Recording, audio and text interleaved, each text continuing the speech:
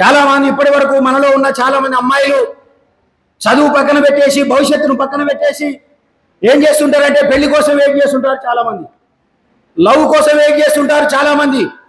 కానీ నేను చెప్తున్నా అమ్మాయి, ఇక్కడ మనం ఆమె నుంచి నేర్చుకోవాల్సింది, ఆమె పెళ్ళైనప్పుడు ఆమె వయస్సు 9 సంవత్సరాలు, కానీ తను మెట్రికులేషన్ పాస్ అయింది, టీచర్ ట్రైనింగ్ కంప్లీట్ చేసింది, టీచర్ అయింది, హెడ్ మాస్టర్ అయింది, ఓ సంఘానికి అధ్యక్షురాలైంది, పుస్తకాలు రాసింది, సాహిత్యాన్ని సృష్టించింది, పాటలు రాసింది, సత్యశోధక సమాజ్ అనేటటువంటి ఒక విప్లవాత్మకమైన సంస్థను నడిపించి ఈ రోజుకు కూడా ఈ దేశంలో అలాంటి స్త్రీలు లేరు అనేటటువంటి ప్రఖ్యాతిని గాంచింది అమ్మ సావిత్రిబాయి పూలే. అడ్డ ఉన్న చూడండి తాత, ఆయన పేరే జ్యోతిబా పూలే. ఈ జ్యోతిబా పూలే 1827లో పుట్టి 1848 నాటికి ఈ దేశంలో బాలికల కోసం పాఠశాల ఏర్పాటు చేశాడు. ఒకవైపు స్త్రీలే చదువుకొద్దని శాసనం ఉంటే, ఒకవైపు స్త్రీలు చదువుకుంటే ఈ దేశానికి హానికరమని చెప్తుంటే, మరొక పక్క అదే బాలికల కోసం, అదే స్త్రీల కోసం స్కూల్ పెట్టినటువంటి ఘనత ఆ మహానుభావునికి దక్కుతుంది. అమ్మా మీరందరూ, నా పేరు డాక్టర్ కదిరే కృష్ణ. నేను హైకోర్టు అడ్వకేట్గా పనిచేస్తున్నాను. గతంలో ఎమ్మెల్యేగా ఎంపీగా పోటీ చేసి ఓడిపోయినాను. 6 డిగ్రీలు చదువుకున్నాను, 7 పుస్తకాలు రాశాను ఇప్పటి వరకు. ఇవంతా ఎందుకు చెప్తున్నామంటే, మనం కూడా కొంతమందిని చూసి ఇన్స్పిరేషన్ తీసుకోవాల్సిన అవసరం ఉంటుంది దానికోసమే. ఈరోజు మనం ఎందుకు సావిత్రిబాయి పూలే గారి జయంతి పెట్టుకున్నామంటే, ఆమె ద్వారా మనం ఏదో కొంత ఇన్స్పిరేషన్ తీసుకొని మన జీవితాల్లో కూడా అత్యున్నత శిఖరాలకు అధిరోహించాలని మాత్రమే. అట్లాగే పట్నం రాజేశ్వరి, ఆమె ఈ సంఘానికి అధ్యక్షురాలు, అనేక కార్యక్రమాలు చేస్తూ ఉంటారు. నేను వాళ్ళని ఫేస్బుక్లో గమనిస్తూ ఉంటాను. ఇవాళ ఈ సమాజంలో ఈ రోజుకు నాకేం దొరుకుతుంది అని ఆలోచించే వ్యక్తులున్న కాలంలో తను ఒక స్త్రీగా పుట్టినందుకు ఈ సమాజంలో స్త్రీలు పడుతున్న వేదనను సమాజం ముందు నిలబెట్టి మాకు న్యాయం జరగాలి అని పోరాటం చేస్తున్నటువంటి ఒక స్త్రీమూర్తి మన పట్నం రాజేశ్వరి. ఒక సంతోషకరమైన విషయం ఏంటంటే, ఆమె కూడా లా కంప్లీట్ చేసిందని తెలిసింది నాకు ఈ మధ్యనే. అంటే మా వర్గంలో చేరిపోయింది ఆమె ఇప్పుడు. ఇకపోతే ఈ కార్యక్రమానికి సభాధ్యక్షత వహిస్తున్న సోదరి నంది విజయలక్ష్మి, తను కూడా అనేక కార్యక్రమాలు నిర్వహిస్తూ మహిళలకు ఎక్కడ అన్యాయం జరిగినా, బాలికలకు ఎక్కడ అన్యాయం జరిగినా, స్త్రీల పట్ల ఎవరైనా ఎక్కడైనా దురుసుగా ప్రవర్తించినా వెంటనే అక్కడ వారిపోయి వారికి న్యాయం జరిగే వరకు పోరాటం చేస్తున్నటువంటి విజయలక్ష్మి ఈ సభకు అధ్యక్షత వహిస్తూ ఉన్నారు. అట్లాగే మా వాసు యాదవ్ గారు మా సంఘానికి రాష్ట్ర అధ్యక్షులు. అట్లాగే నాతో పాటు వచ్చిన రాజేష్ గారు కూడా మా సంఘ నాయకులు. ఇకపోతే సబ్జెక్టులోకి వస్తాను. మిమ్మల్ని ఎక్కువ విసిగించాను, కొన్ని పాయింట్లు మాత్రమే మీకు చెప్పి నా ఉపన్యాసాన్ని ముగిస్తా. సాధారణంగా నేను ఉపన్యాసం ప్రారంభించేటప్పుడు నాతో సహా ప్రియమైన బానిసలారా అని ప్రారంభిస్తాను. కానీ ఈరోజు బానిసలారా అనదలుచుకోలేదు మిమ్మల్ని. ఎందుకంటే ఇక్కడ చూస్తుంటే అక్కడ పార్లమెంటు సభ్యులని ఉంది, అక్కడ ఆ సిస్టర్ కూర్చుంది. ఆ పక్కన శాసన మండలి సభ్యులని ఉంది, అక్కడ ఆమె కూర్చుంది. ఆ పక్కన జడ్పీటీసీ ఉంది, ఆ పక్కన ఇంకో జడ్పీటీసీ, అక్కడ ఇంకొక ఎంపీటీసీ, అక్కడ ఒక జడ్పీటీసీ. నాకేమనిపిస్తుందంటే నిజంగానే మీరు చట్టసభల్లోకి పోయినటువంటి ఆనందం కలుగుతూ ఉంది ఇప్పుడు నాకు.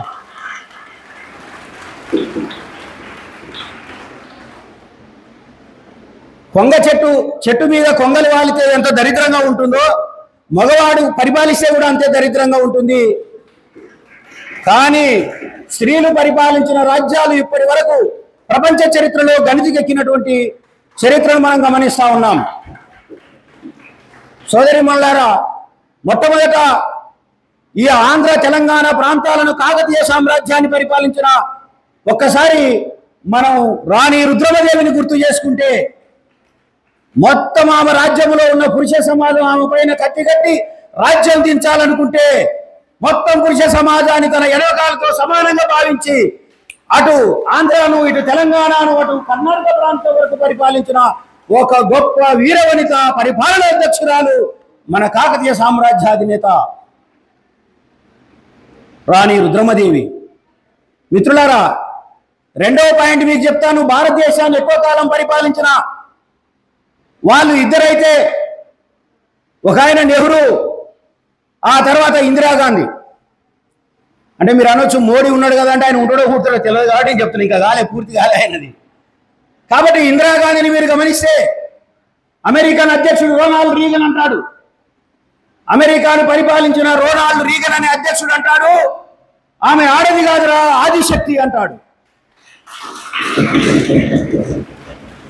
విదేశీ శత్రుమూకలు సముద్రం ద్వారా భారతదేశాన్ని ఆక్రమించే ఒక కుట్రను వన్నితే ఇందిరాగాంధీ అనే ఒక మహిళ ఈ భారతదేశాన్ని సుస్థిరంగా నిలబెట్టడం కోసం ధైర్య సాహసాలను ప్రదర్శించి ఈ దేశాన్ని సుస్థిరంగా నిలబెట్టినటువంటి ఘనత ఒక మహిళకు దొరుకుతుంది.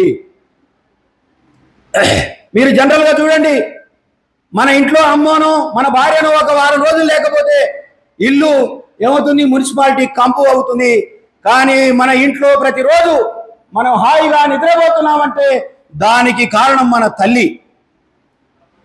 అంటే ఈ భారతీయ సమాజంలో, ప్రపంచ సామాజిక వ్యవస్థ లోపల ఇంటిని, రాజ్యాన్ని, వ్యవస్థను చాలా సుభిక్షంగా నిలబెట్టగలిగేటటువంటి శక్తి సామర్థ్యాలు స్త్రీలకు ఉన్నాయి అనే విషయాన్ని ఈ సందర్భంగా నేను మీ ముందు ఉంచుతున్నాను. మరి ఇంత గొప్ప స్త్రీలు ఉన్నప్పుడు, ఇంత గొప్ప శక్తి సామర్థ్యాలు ఉన్నప్పుడు మరి సావిత్రిబాయి పూలే అవసరం ఏమొచ్చింది మనకు? ఇది మీరు చాలా జాగ్రత్తగా ఆలోచించాలి. మీ క్లాస్ రూమ్లో చెప్పే పాఠాలు ఇక్కడ నేను చెప్పకపోవచ్చు, కానీ మీ క్లాస్ రూమ్లో చెప్పే పాఠాల కంటే ఇక్కడ మీరు వినబోయే ఈ 15 నిమిషాలు మీ జీవితంలో చాలా చక్కగా ఉపయోగపడుతుందని నేను భావిస్తా ఉన్నాను. ఇంత గొప్ప వ్యవస్థ ఉన్నప్పుడు మరి సావిత్రిబాయి పూలే అవసరం ఏమొచ్చింది ఈ సమాజానికి? ఇది కనుక మీరు ఆలోచించినట్లయితే 1831 సంవత్సరం నాటికి, అంటే ఈ దేశంలో సావిత్రిబాయి పూలే పుట్టే నాటికి ఈ సమాజం ఎలా ఉంది అనేటటువంటి విషయాన్ని 1-2 నిమిషాలు మనం అవలోకిద్దాం. సావిత్రిబాయి పూలే భారతదేశంలో పూణే ప్రాంతంలో పుట్టే నాటికి ఈ దేశంలో స్త్రీల పరిస్థితి అత్యంత దయనీయంగా ఉన్నది. ఎలాంటి వ్యవస్థ ఉండేది అంటే, స్త్రీలు అనేటటువంటి వాళ్ళు చదువుకోవడానికి వీల్లేదు. స్త్రీలు కనుక చదువుకున్నట్లయితే మగవాని మీద పెత్తనం చేస్తారు. కాబట్టి మగవాని మీద పెత్తనం చేసేటటువంటి స్త్రీలు ఈ సమాజానికి హానికరం కనుక వాళ్ళు చదువుకోవద్దు అనేటటువంటి సిద్ధాంతం చేసి పెట్టారు. అంతేకాదు, స్త్రీలకు ఆర్థిక అధికారం ఉండడానికి వీల్లేదు. ఆర్థిక అధికారం అంటే వాళ్ళ చేతిలో డబ్బు ఉండడానికి వీల్లేదు, వాళ్ళ చేతిలో సంపాదన ఉండడానికి వీల్లేదు. సంపాదన ఉంటే తన భర్త మీద ఏం చేస్తారు? అధికారం చెలాయిస్తారు. కాబట్టి భర్త కంటే కిందనే ఉండాలి కనుక, ఆమె భర్త కంటే తక్కువ స్థాయిలోనే ఉండాలి కనుక స్త్రీలు సంపాదించుకోవడానికి వీల్లేదు అనేటటువంటి శాస్త్రం నిర్మించారు. చదువుకోవద్దు, డబ్బు సంపాదించొద్దు. అన్నిటికంటే గొప్ప విషయం ఏమిటంటే స్త్రీకి అధికారం కూడా ఉండడానికి వీల్లేదు. Which means no power will be wasted in the hands of the women. ఇది వాళ్ళు చేసిన చట్టాలు. అందుకే వాడు అంటాడు, కౌమారే భర్త రక్షతి, యవ్వనే పిత్రా రక్షంతి, వార్ధక్యే పుత్రా రక్షతి, న స్త్రీ స్వతంత్రం అర్హతి. ఈ దేశంలో మగవాళ్ళు రాసిన పుస్తకాలు ఇవన్నీ, ఆడవాళ్ళు రాసిన పుస్తకాలు కాదు ఇవి. మగవాళ్ళు రాసిన పుస్తకాలు ఎలా ఉంటాయో చూడండి. ఏం చెప్తున్నాడు? కౌమారే పిత్రా రక్షతి. ఒక అమ్మాయి పుట్టిన తర్వాత కౌమార దశలో అంటే బాలికగా ఉన్నప్పుడు ఏం చేయాలి? పిత్రా రక్షతి, తండ్రి యొక్క చెప్పు చేతుల్లో ఉండాలి. కౌమారే పిత్రా రక్షతి, యవ్వనే భర్త రక్షంతి.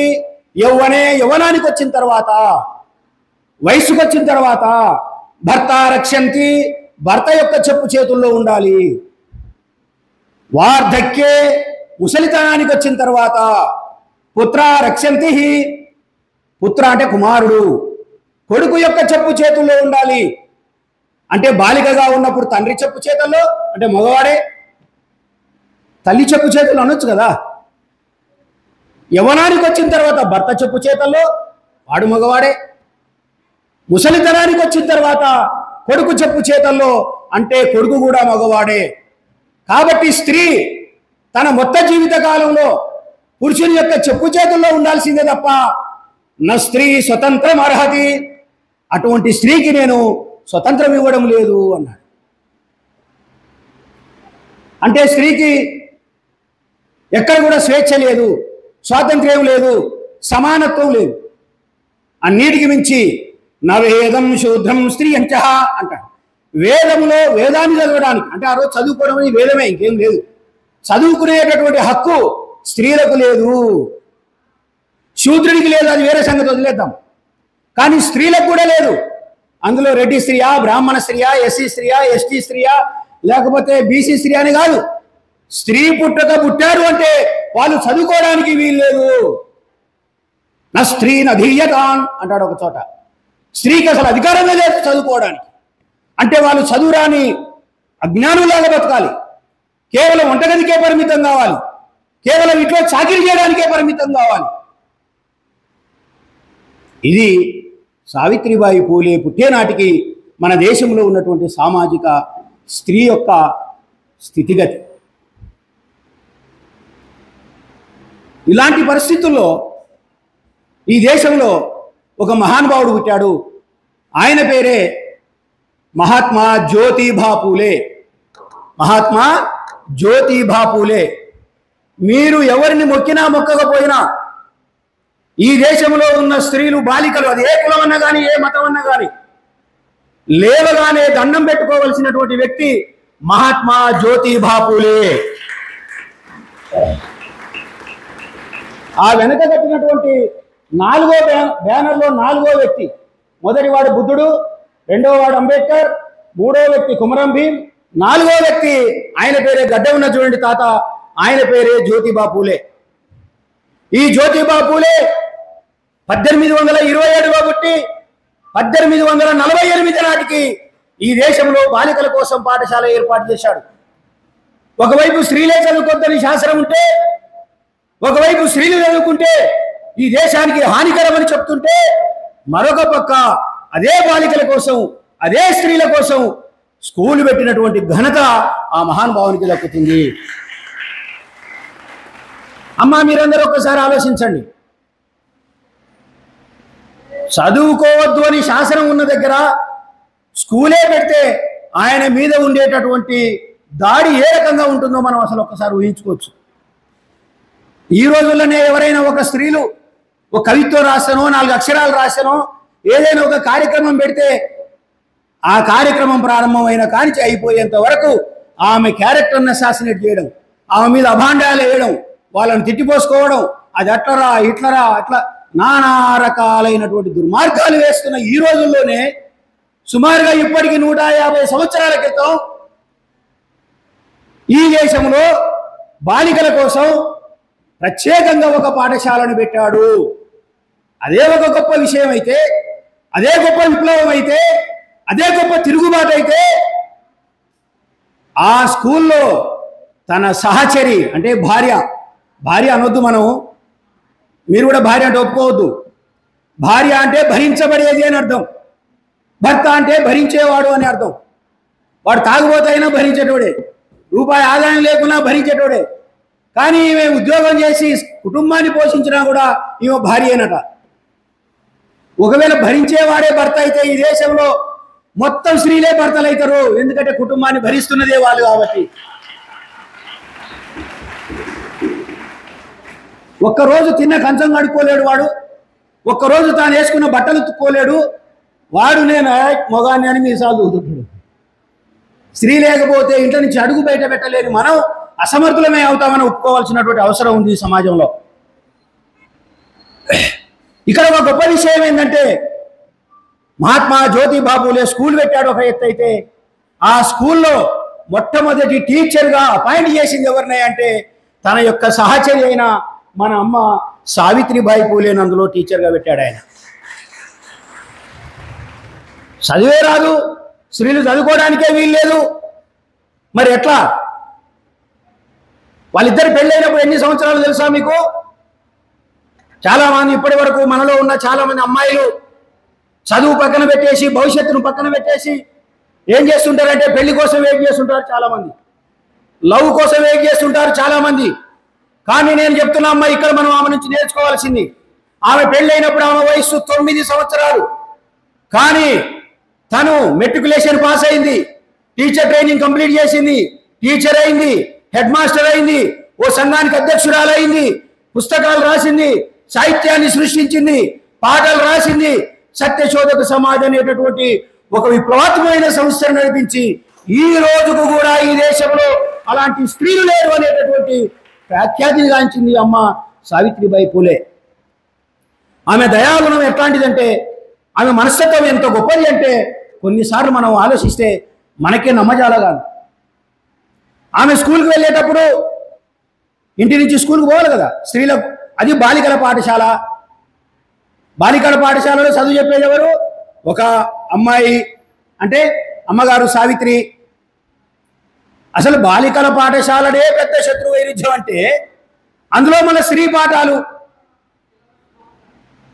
అట్లాంటి సందర్భంలో ఓర్వజాలని కొంతమంది పురుషాధిక్య వాదులు ఎక్కువ మాట్లాడితే బలిసిన మగవాళ్ళు కోడిగుడ్లు తీసుకొని ఆ ముఖాన కొట్టేవాళ్ళు, టమాటాలు తీసుకొని ఆ ముఖాన కొట్టేవాళ్ళు, ఆడపెత్తనము తమ్మళ్ళ దొరతనం అనేవాళ్ళు. ఆడపెత్తనం తమ్మళ్ళ దొరతనం. ఆడదానికి చదువు నేర్పితే ఈ దేశం బాగుపడుతుందా అనేవాళ్ళు, ఆడదానికి చదువు నేర్పితే అరిష్టలు అనేవాళ్ళు, ఆడదానికి చదువు చెప్పితే సంసారం చేయదని చెప్పేటటువంటి వాళ్ళలో ఆ కోపంతో ఆమె మీద కోడిగుడ్లు కొడితే, టమాటోలు పెడితే ఆమె ఏం చేసేదంటే ఇంకొక చీర ప్యాకెట్ చేసుకొని సంచిలో పెట్టుకొని బ్యాగ్లో తీసుకొని ఆమె స్కూల్కి వెళ్ళేది.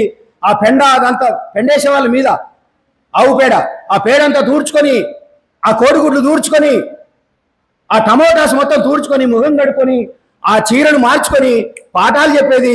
మళ్ళీ వచ్చేటప్పుడు ఆ చీరను కట్టుకొని మళ్ళా ఇంటి దాకా వెళ్ళిపోయేటటువంటి గొప్ప మానవత్వం కలిగినటువంటి స్త్రీ మన అమ్మ సావిత్రిబాయి పూలే. సావిత్రిబాయి పూలే గురించి మీకు ఒక గొప్ప అద్భుతమైనటువంటి సందేశం దొరుకుతుంది. జీవితమే వాళ్ళ ఆచరణే ఒక సందేశం. మాటలు చెప్పడం ఒకటి, చేతలు చేయడం ఒకటి కాదు. సావిత్రిబాయి పూలే మాటలే, ఆమె జీవితమే, ఆమె ఆచరణే మనకి సమాజంలో ఉన్న వాళ్ళందరికీ ఒక గొప్ప మార్గదర్శనం. ఒక చిన్న ఉదాహరణ చెప్తాను మీకు నేను. చాలామంది ఏమన్నారంటే, కాలేజీ పిల్లల్ని తీసుకొచ్చిర్రు, నువ్వేమో మైక్ పట్టుకుంటే వదలవు, మరి ఏం కథ అంటే నేను నాకు కావాల్సింది వాళ్ళే కదా. నేను ఇప్పుడు దిగిపోయినా ఇబ్బంది లేదు, ఒక నిమిషం మాట్లాడి దిగిపోయినా ఇబ్బంది లేదు. కానీ ఈ సమాజంలో చైతన్యం కావాల్సింది మీరే. మీరు గనక ఈ దేశంలో చైతన్యం కానంత కాలం ఈ దేశం మన్నుదిన్న పాములాగానే ఉంటుంది తప్ప ఈ దేశం వృద్ధిలోకి రాదు. నా బిడ్డ వయసు ఉన్న మీకు చెప్తున్నాను నేను. నా బిడ్డ వయసే మీ అందరిది ఇక్కడ కూర్చున్న వాళ్ళ చాలా మందిది. నా బిడ్డ వయసు ఉన్న మీకు నా సందేశం ఏంటంటే,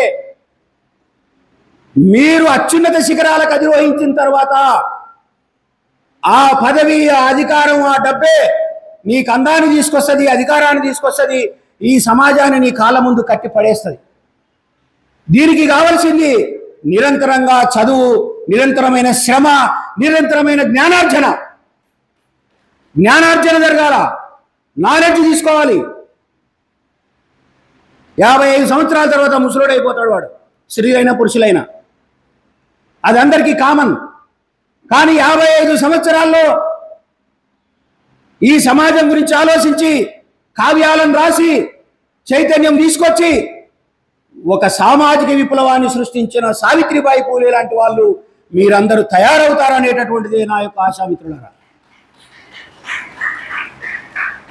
చాలా మందికి అది సాధ్యం కాకపోవచ్చేమో అనుకుస్తుంది మీకు, కానీ అనుకుంటే అందరికీ సాధ్యమే. అది ఉదాహరణకు చెప్తాను నేను మీకు. ఆమె ఎంత గొప్ప త్యాగం చేసింది మీకోసం చేసింది. వాళ్ళు ఆ దంపతులు ఆనాడు చేయకపోతే ఈ రోజు వరకు కూడా స్త్రీలకు చదువు ఉండేది కాదు.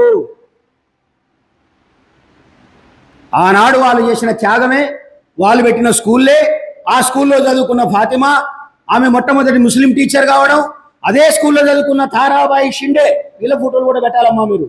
Tarabai Shinde. She is a great feminist writer and leader, revolutionary. అద్భుతమైనటువంటి కార్యక్రమాలు చేపట్టింది తారాబాయి షిండే. ఏక్తా సాల్వే, ఎంత పెద్ద పెద్ద మహానుభావులు. Ekta Salve, she was a great revolutionary. వీళ్ళందరి పూటలు కూడా పెట్టుకోవాలి మనం. ఆ మొగాళ్ళ పూటలను తీసేయండి, ఏం బాధలేదు. స్త్రీల పూటలో పెట్టండి, ఇబ్బందిలే. కానీ ఇన్స్పిరేషన్ కావాలి మనకు. వాళ్ళు మనకు గైడ్ కావాలా. ఉదాహరణకు చెప్తాను, సావిత్రిబాయి పూలే తన హస్బెండ్ అయినటువంటి పూలే దగ్గరికి వెళ్ళి ఒక మాట చెప్పింది.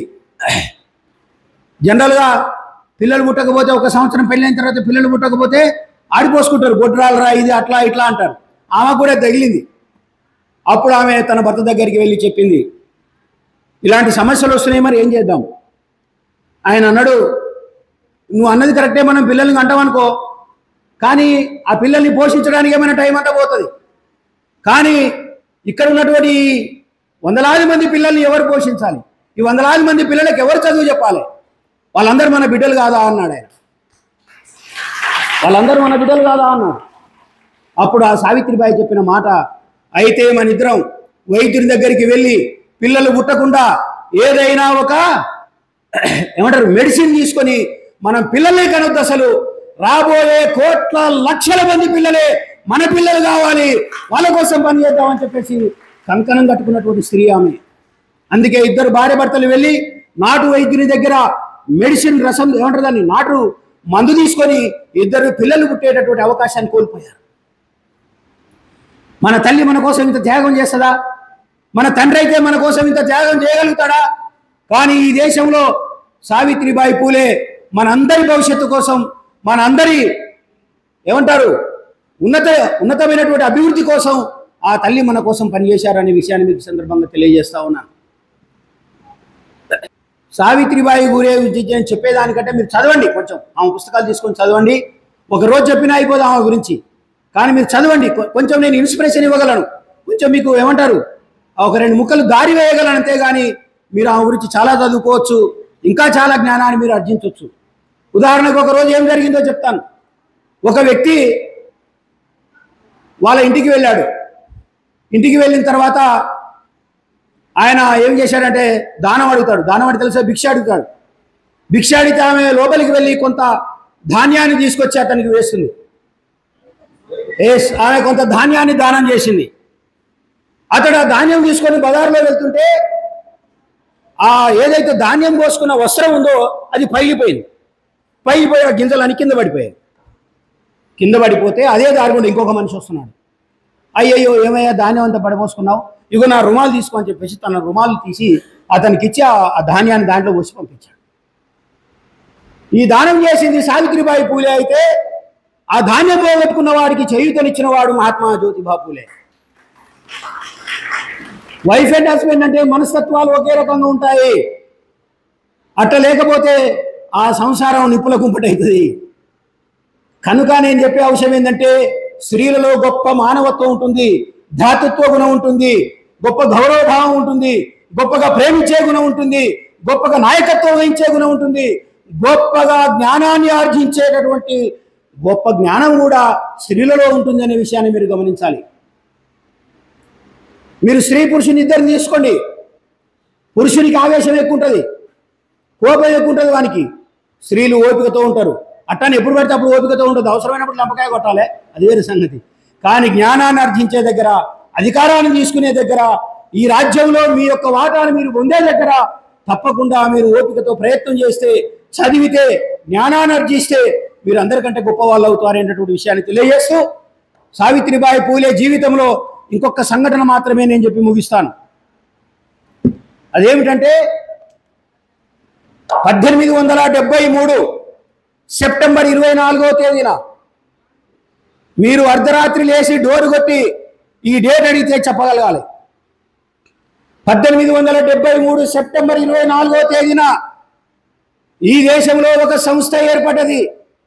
ఆ సంస్థ పేరే సత్య శోధక్ సమాజ్. పేరు గుర్తుపెట్టుకోండి, సత్య శోధక్ సమాజ్. సత్య అంటే సత్యము, ట్రూత్. శోధక్ అంటే ఏం చేస్తాం, పరిశోధించేటటువంటి. సమాజ్ అంటే సంస్థ. సత్య శోధక్ సమాజ్. సత్యాన్ని పరిశోధించేటటువంటి సంస్థ. ఏం చేసింది ఈ సంస్థ? అప్పటి వరకు ఒక అసత్యం ప్రచారంలో ఉండేది. ఏంటి? ఆడదానికి భర్త చనిపోతే మళ్ళా పెళ్లి చేయడానికి వీలు లేదు. దీని దరిద్రం వల్లనే వాడు చచ్చిపోయాడని చెప్పారు. కానీ అసలు దరిద్రం వాడిది. ఎందుకంటే వాడు తాగి చచ్చాడు. ఎవరి బాధ్యత అది? వాడు తాగి చస్తే ఆ బాధ్యతని అమ్మ మీద వేశారు. 14 సంవత్సరాల అమ్మాయి, 12 సంవత్సరాల అమ్మాయి, 18 సంవత్సరాల అమ్మాయి, 15 సంవత్సరాల అమ్మాయి తన భర్తలు వెళ్ళిపోతే జీవితకాలం భర్త లేకుండాలాగే బ్రతకాలని శాసనం చేశారు. ఇది అసత్యం. ఎందుకంటే ఎట్టి పరిస్థితుల్లో ఒకని వల్ల ఇంకొకడు చావడు. ఒకని జాతకం వల్ల ఇంకొకడు ఏ పరిస్థితిలో అనార్థానికి గురిగాడు.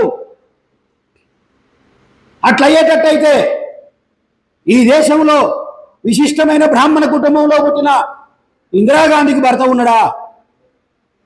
ఎందుకు బీగిండు మరి?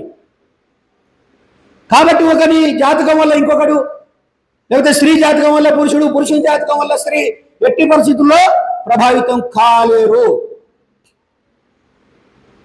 పురుషుడు తన ఆధిపత్యాన్ని చెలాయించడానికి, పురుషుడు స్త్రీ మీద పెత్తనం చేయడానికి, పురుషుడు స్త్రీ మళ్ళీ పెళ్లి చేసుకోకుండా ఉండడం కోసం, వాళ్ళని అలాగే వదిలేయడం కోసం ఈ శాసనాన్ని తయారు చేశాడు.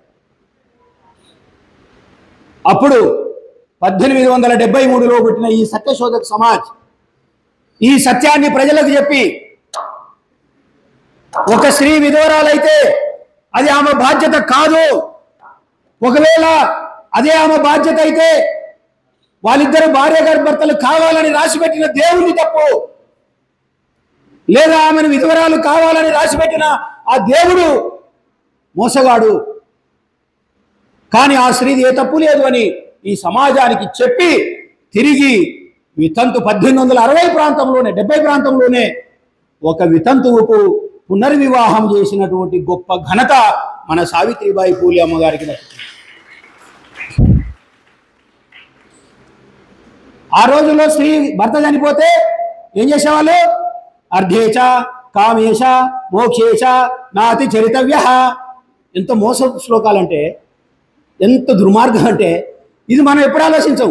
ఏం రాశాడు? రాసేటప్పుడే పెళ్లి చేసేటప్పుడే చెప్తాడు అర్ధేచ, అర్ధంలో డబ్బులో, మోక్షేచ అక్కడనే మోసం జరుగుతుంది. అర్ధేచ మోక్షేచ కామేచ నాతి చరితవ్య. మోక్షేచ మోక్షంతో నీతో పాటు ఉంటాను, మోక్షంలో నీతో పాటు ఉంటాను నీ అమ్మాయితో చెప్పిస్తాడు. అంటే నువ్వు వచ్చిన తర్వాత నేను కూడా చనిపోతాను అని చెప్పించాడు. ఎప్పుడైతే అతడు చనిపోతాడో ఈమెను కూడా తీసుకెళ్ళి ఆ మంటల్లో వేసేవాళ్ళు. సతీ సహగమనం అంటాం మనం. సతీ వాడు దరిద్రానికి చేస్తే వాని గ్రహచారం బాగాలేక వచ్చిండు అనుకుంటే వాళ్ళ భాషలో ఆ బాధ్యత ఈమె పైన వేస్తూ, ఎందుకంటే మోక్షంలో కూడా తనతో పాటు ఉండాలి, ఈమె చనిపోయేంత వరకు వాడు నరకంలో ఉంటాడు కనుక ఇతని వాని యొక్క స్వలాభం కోసం ఈమెను కూడా తీసుకెళ్లి మంటల్లో కాల్ చేసేవాళ్ళు. ఈ దురాచారాన్ని మొట్టమొదట పసిగట్టిన వాడు రాజా రామ్మోహన్ రాయ్ అయితే, అంతకంటే ముందే ఈ దేశంలో ఈ యొక్క సతీ సాగమనాన్ని నిరోధించి ఎదురొడ్డి నిలబడ్డటువంటి ఒక గొప్ప మానవతావాది సామాజిక విప్లవ పోరాట నాయకుడు మహాత్మా జ్యోతిరావు పూలే. ఈ దానికోసం స్త్రీ సమాజం మొత్తం ఆయనకు రుణపడి ఉన్నది. ఈ ఒక్కదాని కోసం మీరు ఆ సావిత్రిబాయి పూలే కోసం, ఆమె యొక్క ఏమంటారు ఆశీస్సుల కోసం మనం అందరం కూడా ఇవాళ కంకణబద్ధులం కావాల్సినటువంటి అవసరం ఉంది. స్త్రీలకు చదువు వద్దంటే చదువు చెప్పింది ఆమె, స్త్రీలకు వితంతు వివాహాలు వద్దంటే పెళ్లి చేసింది ఆమె. ఇంకొక గొప్ప కార్యక్రమం నిర్వహించింది, బాలికా హత్య ప్రతిబంధక గృహ. బాలికా హత్య ప్రతిబంధక గృహ అనే ఒక హాస్టల్ పెట్టింది ఆమె. ఆ హాస్టల్లో ఏంటంటే ఎవరైనా మగవాడు పుడితేనేమో ఇంట్లో పెంచుకునేవాళ్ళు. ఎందుకంటే నపుత్రస్య గతిర్నాసి, ప్రతిదానికి ఒక సూత్రం వదిలేశాడు. ఎంత దుర్మార్గులు అంటే వీళ్ళు, ఒక విషయం చెప్పాలి, దానికి ఒక సూత్రం పెట్టాలా. నపుత్రస్య గతిర్నాసి, ఎవరికైతే కొడుకులు లేడో వాడు నరకానికి పోతాడు, కొడుకులు లేనోడు నరకానికి పోతాడట. ఫర్ ఎగ్జాంపుల్ ఇప్పుడు ఉదాహరణకు అనుకుందాం, మా తాత చచ్చిపోయింది. మా తాత చచ్చిపోయినాక మళ్ళీ అమ్మడే పుడతాడు ఆయన. ఎందుకంటే జాతస్య హి ధ్రువో మరణం, చచ్చినోడు పుట్టక తప్పదు, పుట్టినోడు చావక తప్పదు. ఇప్పుడు మా తాత చచ్చిపోయాడు, తిరిగి ఇంకొకరు పుట్టాడు కదా, ఆయన ఇంకొక చోట పుట్టే ఉన్నాడు. ఇప్పుడు మా నాయన పిండం పెడుతున్నాడు, సచ్చిన మా తాతకు పెడుతున్నాడా, లేకపోతే ఇప్పుడు బతికే ఉన్న ఇంకొక మనిషికి పెడుతున్నాడా? కాబట్టి ఇక్కడ చేసే కార్యక్రమానికి అక్కడ ఉండే స్వర్గానికి ఏ సంబంధం లేదు. నపుత్రస్య గతిర్నాసి, పుత్రుడు లేనివాడు నరకానికి పోతాడు. అప్పుడు ఏం చేసేవాళ్ళు, స్త్రీలు పుట్టే చంపేసేవాళ్ళు. అమ్మాయి పుట్టిందో వడ్ల గింజ నోట్లో వేసి చంపడం, లేదా తీసుకెళ్ళి నదుల్లో పడేసేవాళ్ళు. వీళ్ళిద్దరు భార్య భర్త ఏం చేసేవాళ్ళు అంటే, ఎక్కడెక్కడైతే అమ్మాయి పుట్టిందని తెలియగానే కన్నేసేవాళ్ళు. అక్కడ అమ్మాయిని వాళ్ళు పెట్టుకున్నారా సరే, చంపే ప్రయత్నం చేస్తుంటే ఎక్కడెక్కడైతే నదుల్లో వేస్తారో అక్కడికి వెళ్ళి కార్యకర్తలను పెట్టి ఆ నదిలో వేసే ముందు తెచ్చుకునేవాళ్ళు, లేదా నదిలో పడేసిన తర్వాత ఎత్తుకొచ్చుకునేవాళ్ళు. ఆ పిల్లల్ని తెచ్చుకొని వాళ్ళ కోసం ఒక ప్రత్యేకంగా హాస్టల్ పెట్టాడు ఆయన. అదే బాలిక హత్య ప్రతిగ్రంథక గృహ. ఎంటైర్ వరల్డ్ చరిత్రలో జరగలేదు ఇది. నేను చెప్తున్నాను, ఈ భూమి మీద ఉన్న 188 దేశాల చరిత్రలో లేనిది మహాత్మా జ్యోతిరావు పూలే, సావిత్రిబాయి పూలే చేశారు. అందుకే సావిత్రిబాయి పూలే అంటే నాకు మా అమ్మ కంటే ఎక్కువ గౌరవం ఉంటుంది ఆమె మీద. పూలే అంటే మా నాన్న కంటే ఎక్కువ గౌరవిస్తాను నేను. ప్రతి సంవత్సరం ఏప్రిల్ 11వ తారీఖున అద్భుతమైన కార్యక్రమం చేసి 30 మంది విద్యార్థుల్ని చదివించిన చరిత్ర నాకుంది. నేనే ఫీజులు కట్టేవాళ్ళని అని నేను చెప్పుకోకూడదేవని, కానీ వాడు నాన్న అని పిలుస్తుంటే ఎక్కడ లేని ఆనందం కలుగుతుంది ఆ మనిషికి. అప్పుడు అట్లాంటి ఎంతోమంది కన్నబిడ్డల్ని పోషించి ఈ దేశానికి అందించిన ఘనత సావిత్రిబాయి పూలే, మహాత్మా జ్యోతిబా పూలేకి దక్కింది. వాళ్ళు చేసిన పోరాటం ఒకటి కాదు, వాళ్ళు చేసిన విప్లవం ఒకటి కాదు. స్వామి దయానంద సరస్వతిని తీసుకొచ్చి ఆయన ప్రోగ్రాం పెట్టి ఊరేగిస్తుంటే ఈ దేశంలో ఉన్న కొంతమంది మూర్ఖులు గాడిదను తీసుకొచ్చి దాని మీద ఒక బొమ్మను పెట్టి ఊరేగించారు. మహాత్మా జ్యోతిరావు పూలేని చంపడానికి 3 కిరాయి రౌడీలను పంపించారు. ఆ 3 కిరాయి రౌడీలు ఆయన శిష్యులైపోయారు. అందులో ఒకరు దోండుభా. మీరు గులాంగిరి పుస్తకం చదవండి, అందులో ప్రధాన పాత్రధారుడు దోండిబా, ఆయన శిష్యుడు. ఆ 3 ఎవరా అంటే శూద్రులే, చదువు రాని వాళ్ళే. చంపడానికి పోయింది ఎవరినంటే ఒక శూద్రుడిని, చదువు చెప్పేవాడిని. ఆయన అన్నాడు, నా వల్ల మీకేం నష్టం ఉందో చెప్పండి, ఒకవేళ నష్టం ఉంటే చంపేయండి అన్నాడు. నేను మీ వాళ్ళకి చదువు చెప్తున్నాను, ఇది తప్ప. శూద్రుడు చదువుకోవద్దన్నారు, చదువు చెప్తున్నాను తప్ప. ఎస్సీలు చదువుకోవద్దన్నారు, చదువు చెప్తున్నాను తప్ప. అయితే చంపేయండి అన్నాడు. అందుకే ఈ దేశంలో ఉన్న ఎవరికి జరగని గొప్ప సన్మానం ఆయనకు జరిగింది. మే 11వ తారీఖున 1873లో అనుకుంటాను, బహుశా లేకపోతే 72, 71లోను ఒకే మైదానంలో 1,00,000 మంది సమావేశమై ఒక వ్యక్తికి ఒక బిరుదు ఇచ్చారు, ఒక టైటిల్ ఇచ్చారు. దాని పేరే మహాత్మా. ఆయనకు వేరే వాళ్ళు ఇచ్చిన పేరు కాదు, ఆయనంతటా ఆయన తగిలించుకున్న పేరు కాదు. ప్రజలు ఇచ్చారు, నువ్వు మహాత్మునివయ్యా, మా జీవితాల్లో వెలుగు నింపావు, మాకు అక్షరాలను ఇచ్చావు, ఎవరైనా చదువుకుంటే నాలుకలు వేయమన్న స్థాయి నుంచి మేము IAS, IPS, collector, engineer, doctor, advocate, ఒకటి కాదు ఎస్పీ, పోలీస్, ఏం కావాలా ఇంత పెద్ద ఉన్నతమైన పదవులను అలంకరించేటట్టుగా చేశావు. You are the legend, you are the real social reformer, you are real intellectual, you are the father of the country. నువ్వే ఈ దేశానికి నిజమైన తండ్రివి అని ఈ దేశంలో ఉన్న ప్రజలు మహాత్మా అనేటటువంటి బిరుదును సమావేశం బట్టి సన్మానం చేసి ఆయనకి ఇచ్చినటువంటి గొప్ప చరిత్ర ఈ దేశంలో ఉంది. ఒక గొప్ప విషయం చెప్తాను. సాధారణంగా మీ అందరికీ తెలిసింది ఏంటంటే, కులం గురించి చెప్పడానికి కాదు, కానీ అగ్ర కులాల వాళ్ళు కింది కులాల వాళ్ళని ముట్టుకోరు. కింది కులాల వాళ్ళు ఒకవేళ వాళ్ళకి సాయం చేద్దామన్నా తీసుకోరు, దూరంగా ఉండరా అంటారు. కానీ అదే ఒక బ్రాహ్మణ వితంతువుకు పుట్టిన యశ్వంతరావు అనే పిల్లవాడిని దత్తత తీసుకొని తన కుమారునిగా పెంచి పోషించి విద్యాబుద్ధులు చేపించి ఒక డాక్టర్ చేశారు వాళ్ళిద్దరు దంపతులు. ఒక బ్రాహ్మణ వితంతువుకు పుట్టినటువంటి పిల్లవాడిని దత్తత తీసుకొని ఈ దేశంలో చరిత్ర సృష్టించారు. కాబట్టి మహాత్మా జ్యోతిరావు పూలే, సావిత్రిబాయి పూలే అంటే ఒకటే మాటలో చెప్పాలంటే జ్ఞానం, ఒకటే మాటలో చెప్పాలంటే విప్లవం, అదే మాటలో చెప్పాలంటే తిరుగుబాటు, అదే మాటలో చెప్పాలంటే ఈ దేశంలో ఉన్నటువంటి స్త్రీలందరి విముక్తికి దారులు వేసినటువంటి గొప్ప మానవతావాదులు, విప్లవమూర్తులు. అందుకే మరాఠీలో ఆమెను ఏమంటారంటే క్రాంతి జ్యోతి అంటారు. ఆమెను క్రాంతి జ్యోతి. క్రాంతి జ్యోతి అంటే విప్లవకారురాలు. విప్లవం అంటే తుపాకీ కాదు. ఎక్కడైతే చదువు వద్దన్నావో అక్కడ చదువు చెప్పావు, అందుకే విప్లవకారురాలు. ఎక్కడ ఉద్యోగం వద్దన్నావో అక్కడ టీచర్ చేసావు, అందుకే నువ్వు ఉద్యమకారురాలు. ఎక్కడైతే పెళ్లిళ్ళు వద్దన్నావో అక్కడ పెళ్లిళ్ళు చేసావు, అదే ఉద్యమకారులు. ఎక్కడైతే హిందూ కులాలను ముట్టుకోవద్దన్నావో ఆ పై కులాల వాళ్ళని తీసుకొని పోషించి డాక్టర్లు చేశావు, అదే విప్లవం. కాబట్టి ఈ దేశంలో విప్లవం రావాలంటే ఇక్కడున్న మీరందరూ చదువుకొని ఉన్నతమైనటువంటి స్థానాల్లోకి వచ్చి డాక్టర్లుగా, ఇంజనీర్లుగా, ఎమ్మెల్యేలుగా, ఎంపీలుగా ఎదగాలని, మీరు ఉన్నతమైనటువంటి జీవితాలను అనుభవించాలని, స్వేచ్ఛ, సమానత్వం కోసం, సౌభ్రాతృత్వం కోసం మీరు అనునిత్యం ఆలోచించాలని చెప్పి మీ అందరికీ ప్రత్యేకమైన ధన్యవాదాలు తెలియజేస్తూ, మీరు కూడా రోజు జీవితాల్లో చూస్తుంటారు, ఇంట్లో ఆడపిల్లకు చదువు ఎందుకు రా అంటారు వాడు.